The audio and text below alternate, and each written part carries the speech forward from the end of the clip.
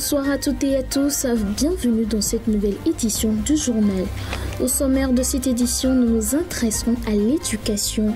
Les étudiants togolais seront désormais soumis aux mêmes examens en licence et en master professionnel dans les établissements publics et privés d'enseignement supérieur. D'autres précisions dans ce journal. Puis le symposium des conférences épiscopales d'Afrique et de Madagascar a exprimé son opposition à la récente décision du Vatican sur la bénédiction des couples homosexuels. Nous y reviendrons. Au-delà de nos frontières, le Burundi a annoncé ce jeudi la fermeture de toutes ses frontières terrestres avec le Rwanda. Quelles en sont les raisons? Éléments de réponse dans ce journal. Le Maroc a été élu à la présidence du Conseil des droits de l'homme pour 2024. Un scrutin secret remporté avec les voix de 30 des 47 représentants présents. Plus de détails dans un instant. Voici donc tout pour les titres. Place au développement.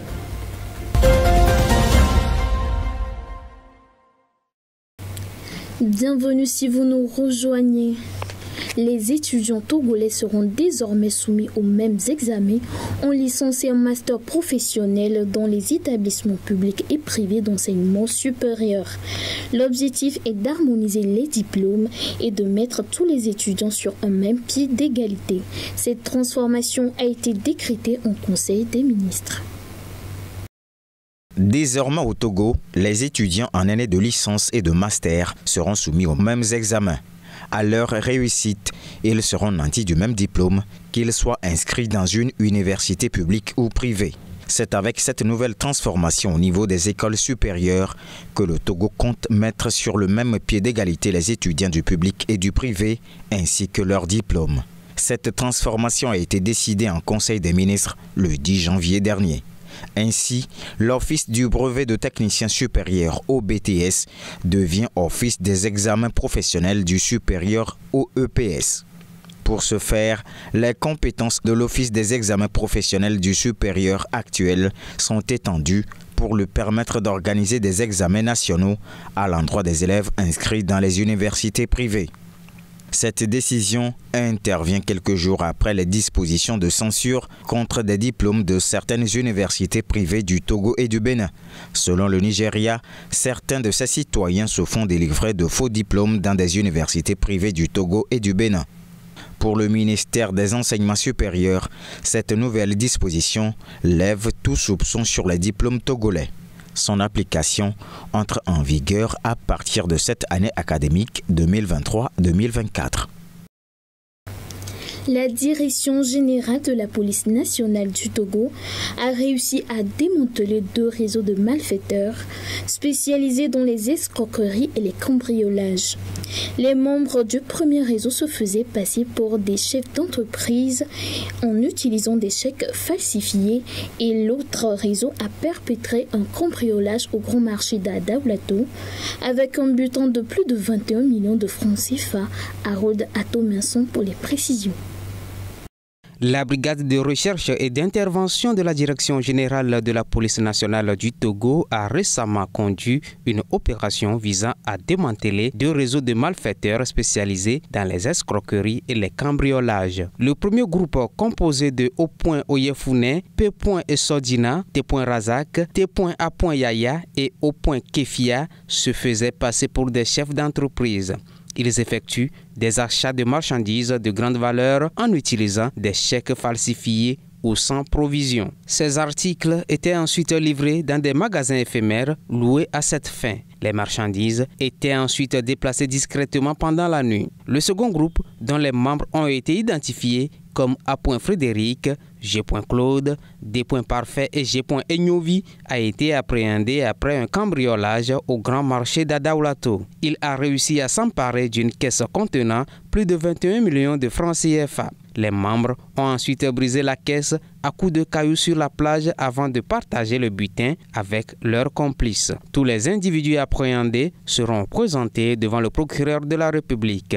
Les autorités lancent un appel à la vigilance demandant la coopération du public pour identifier d'autres complices potentiels, tandis que les investigations pour localiser et arrêter les autres membres des réseaux ainsi que leurs complices et receleurs se poursuivent. L'Afrique s'oppose fortement à la récente décision du Vatican sur la bénédiction des couples homosexuels. Le symposium des conférences épiscopales d'Afrique et de Madagascar s'est réuni ce jeudi à Accra et estime que la bénédiction des couples de même sexe n'est pas appropriée sur le continent africain. Le récit de Bernard Canvi. Les évêques catholiques africains continuent de s'opposer à la bénédiction des couples homosexuels autorisés par le pape. Réuni à Accra au Ghana ce jeudi, le symposium des conférences épiscopales d'Afrique et de Madagascar tient à rappeler que l'approbation récente par le Vatican de la bénédiction des couples de même sexe n'est pas appropriée sur le continent africain. Ceci en raison de l'étau culturel des communautés africaines. Reconnaissant que la doctrine de l'Église sur le mariage et la famille reste inchangée dans Fiducia Supplicans, les évêques d'Afrique jugent cependant que les rites et prières qui pourraient brouiller la définition du mariage sont considérés comme inacceptables. Les évêques du continent s'appuient sur le catéchisme de l'Église catholique qui d'ailleurs qualifie les actes homosexuels comme intrinsèquement désordonnés et encore sur la Bible où l'homosexualité est considérée comme une abomination. Rappelons qu'en décembre 2023, le pape François a autorisé la bénédiction des couples irréguliers, incluant les couples remariés et les couples de même sexe, à condition qu'elles soient effectuées en dehors des rituels liturgiques. Sur le continent africain, seule l'Afrique du Sud autorise le mariage homosexuel qu'elle a légalisé en 2006. La page internationale à présent au Nigeria, les autorités de la défense ont lancé un appel à la population, les incitant à s'opposer aux terroristes et à signaler les activités suspectes. Cette démarche vise à mobiliser les citoyens dans la lutte contre le terrorisme, renforçant ainsi la sécurité nationale. Lors d'une conférence de presse à Abuja jeudi, le général de division Edouard Bouba, directeur des opérations médiatiques du ministère de la Défense, a souligné l'importance de sensibiliser les citoyens à la sécurité et de fournir des informations afin de soutenir les efforts militaires.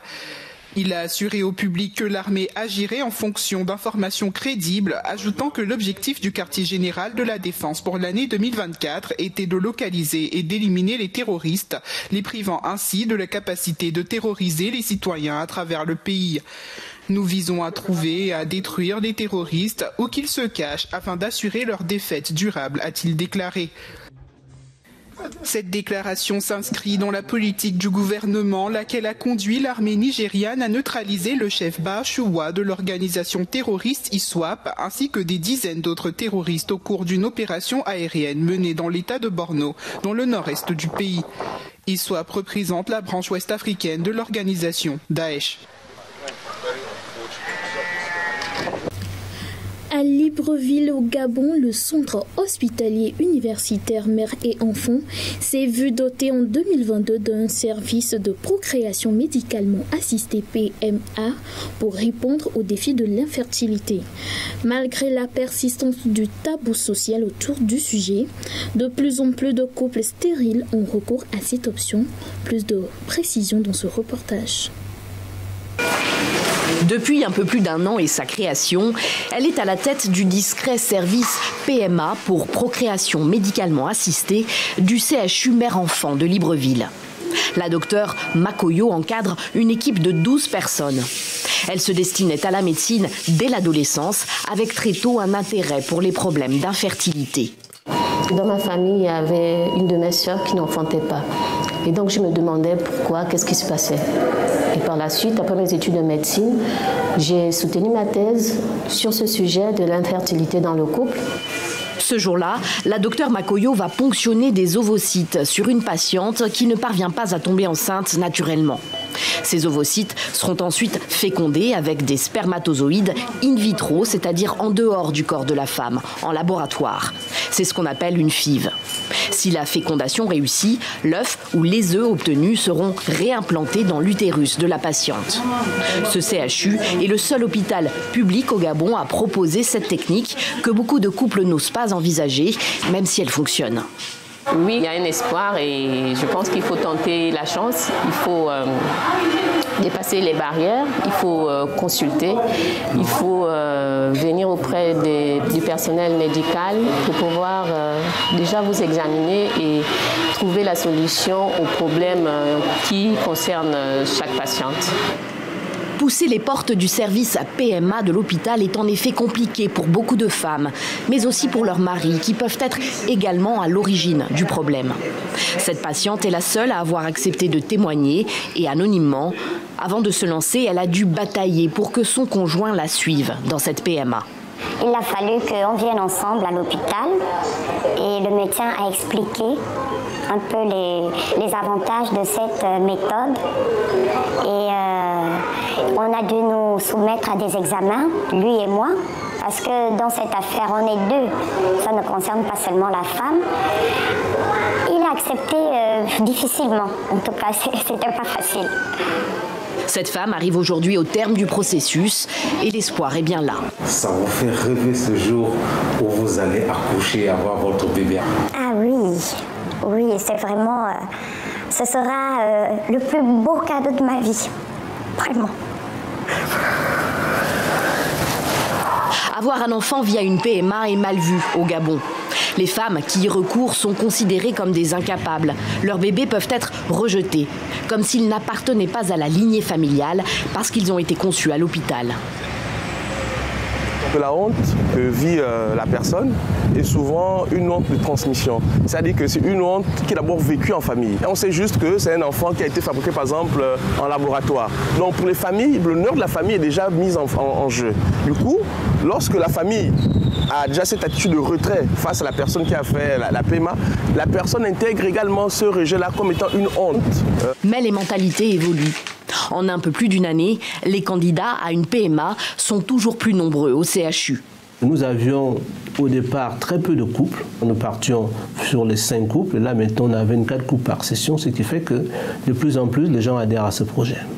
Mais la prise en charge est chère, entre 2 700 000 et 3 500 000 francs, soit entre 4 000 et 5 300 €. C'est malgré tout 2 à 3 fois moins onéreux que de partir à l'étranger. Les autorités ont poussé à la création de ce service. Le Gabon, relativement moins peuplé que ses voisins, a toujours eu une politique nataliste. Depuis février 2022 et l'ouverture du centre PMA, 110 couples ont été pris en charge. Sur 64 FIV réalisées, 24 ont abouti à une grossesse, soit un taux de réussite de plus de 37%. 6 bébés sont déjà nés et 14 grossesses sont en cours. Au Burundi, le ministre de l'Intérieur, Martin Niterite, a annoncé ce jeudi la fermeture de toute frontière terrestre avec le Rwanda.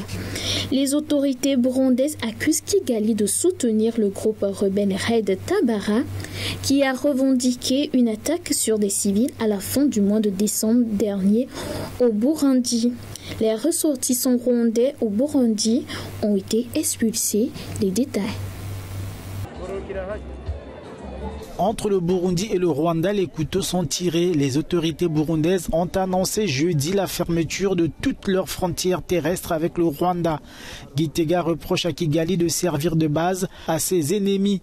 Dans la foulée, le ministre burundais de l'Intérieur a annoncé l'expulsion des ressortissants rwandais vivant sur leur territoire. Les autorités burundaises, le chef de l'État en tête, ont accusé fin 2023 le Rwanda de financer, armer, héberger et nourrir les rebelles burundais de Red Tabara, responsable selon Gitega de l'attaque qui a fait 20 morts à Gatumba, ville burundaise frontalière de la RDC. L'opposition burundaise déplore ces mesures alors que le Rwanda rejette les allégations de son voisin et regrette la fermeture des frontières qu'il qualifie de décision unilatérale. Cette nouvelle donne intervient environ une année après la réouverture des frontières entre les deux pays après cette année de fermeture.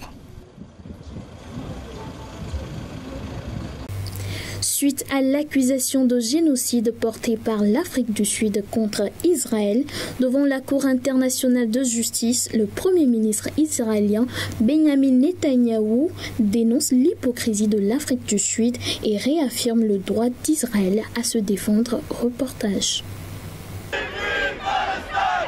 L'Afrique du Sud était devant les juges de la Cour internationale de justice à La Haye aux Pays-Bas jeudi. Le ministre sud-africain de la Justice a présenté devant la plus haute juridiction des Nations Unies les arguments de son pays qui accuse Israël de génocide à l'encontre des Palestiniens de Gaza. Le monde assiste avec horreur au massacre d'hommes, de femmes et des enfants palestiniens, à leur bombardement et à leur ensevelissement sous les décombres de leurs maisons. On les a laissés mourir dans des hôpitaux dépourvus de ressources, ce qui a entraîné la mort de plus de 23 000 personnes par la destruction de maisons, d'écoles, d'hôpitaux, d'installations de traitement de l'eau et d'autres infrastructures publiques qui nuisent aux conditions de vie et sont calculées pour entraîner la destruction totale ou partielle des Palestiniens vivant dans la bande de Gaza. L'Afrique du Sud a condamné sans équivoque l'attaque du Hamas le 7 octobre et elle l'a également fait à l'État d'Israël, transmettant sa condamnation à l'action du Hamas le 7 octobre. Et l'Afrique du Sud a réitéré ici au tribunal que ces atrocités ne justifient aucune forme de génocide. Des arguments rejetés par le Premier ministre israélien Benjamin Netanyahou a, dans une allocution à Tel Aviv, dénoncé ce qu'il considère comme l'hypocrisie sud-africaine. Quel monde tordu! Et ce sont les forces de défense d'Israël, l'armée la plus morale du monde, qui fait tout pour éviter de blesser les civils innocents qui est accusé de génocide par les représentants des monstres. L'hypocrisie de l'Afrique du Sud ne connaît pas de limite. Où était-elle lorsque des millions de personnes ont été assassinées et déplacées de leurs maisons en Syrie et au Yémen? Et par qui? Par les partenaires du Hamas. Monde tordu, où étiez-vous? Nous savons où nous sommes. Nous continuerons à combattre les terroristes. Nous continuerons à repousser les mensonges. Nous continuerons à maintenir notre juste droit à nous défendre jusqu'à une victoire décisive. Selon le ministre de la Santé de Gaza, les opérations militaires israéliennes dans l'enclave palestinienne ont fait plus de 23 000 morts. Le Maroc a été élu à la présidence du Conseil des droits de l'homme de l'ONU pour 2024. L'ambassadeur Omar Sinber, représentant permanent du Maroc, a obtenu 30 des 47 voix des membres du Conseil devant l'ambassadeur sud-africain à l'issue d'un scrutin secret, devenant ainsi le 4e ambassadeur africain à diriger le Conseil. Reportage. Le Maroc a remporté un vote mercredi pour diriger le Conseil des droits de l'homme des Nations Unies à l'issue d'une épreuve de force avec l'Afrique du Sud. L'ambassadeur Omar Zeneber est désormais président du Conseil des droits de l'homme chargé de renforcer la promotion et la protection de ces droits dans le monde. Omar Zeneber a obtenu 30 voix des 47 membres du Conseil contre 17 pour l'autre prétendant à ce poste, l'ambassadeur sud-africain Mkolisi Nkosi. Le Maroc a dénoncé les tentatives de l'Afrique du Sud et de quelques autres États africains de saper ses efforts pour occuper ce poste prestigieux, même s'il est essentiellement symbolique. Le Maroc a nié les allégations d'abus des droits de l'homme contre ses opposants au Sahara occidental, où le Front Polisario soutenu par l'Algérie cherche son indépendance. L'Afrique du Sud avait contribué l'année dernière à organiser un événement pour promouvoir l'autodétermination du peuple sahraoui à Genève l'année dernière. Et c'est ainsi que se referme ce tour de l'actualité. Merci à vous de l'avoir suivi. Bonne soirée en compagnie de nos programmes.